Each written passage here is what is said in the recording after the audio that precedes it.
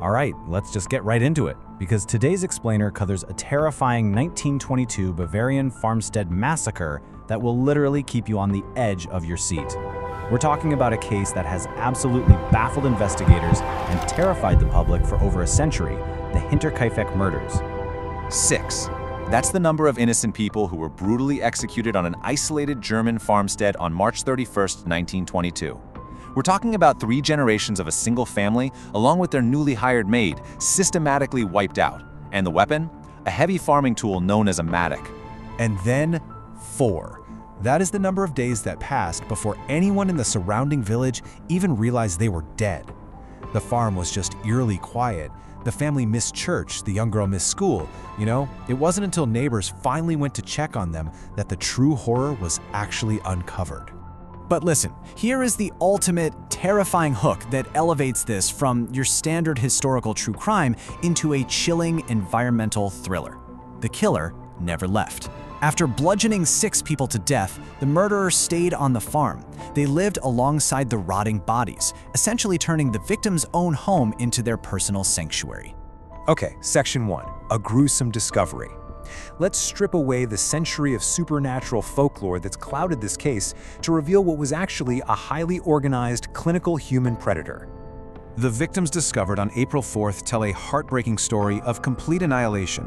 You have the patriarch, Andreas, and his wife, Kazilia, their widowed daughter, Victoria, and honestly, most tragically, Victoria's 2 young children, 7-year-old Kazilia and 2-year-old Josef. Finally, there's Maria Baumgartner, the family maid. And get this, Maria had just arrived for her very first day of work, mere hours before she was murdered. Now, this architectural detail brilliantly illustrates the spatial horror of the crime.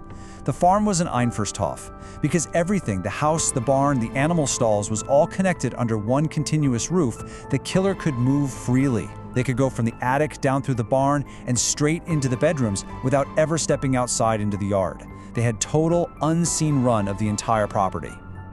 For decades, the village rumored that Hinterkaifeck was haunted. But the forensic reality, it's far more terrifying.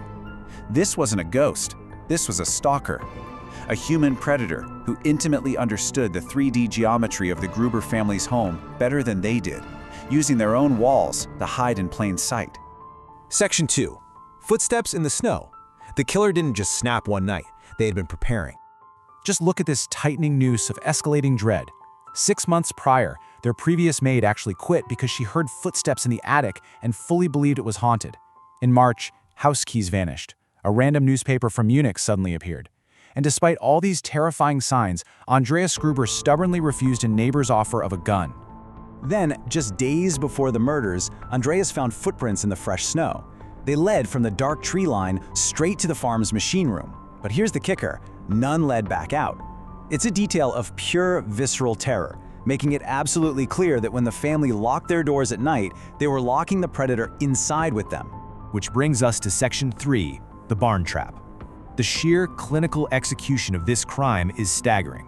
So the killer orchestrated a very methodical ambush. First, they lured 4 of the family members, Andreas, his wife, his daughter, and the older granddaughter, out to the barn one by one. There, they struck them down with the family's own heavy iron mattock. The bodies were meticulously concealed under hay and a wooden door. Only after all that did the killer move inside the house to dispatch the sleeping toddler and the newly arrived maid. And there's a forensic detail here that adds a deeply tragic, visceral layer to the whole thing. Autopsies revealed that 7-year-old Kazilia did not die immediately. She actually survived the initial attack, lying in the straw for hours alongside the bodies of her family, tearing her own hair out in shock and agony before passing away. Section 4, living with the dead. This is the anomaly that truly separates Hinterkaifeck from almost any other historical crime. 3. For 3 full days after the brutal killings, the perpetrator stayed in the house.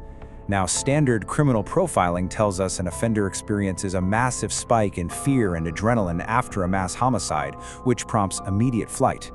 But this killer? They did the exact opposite.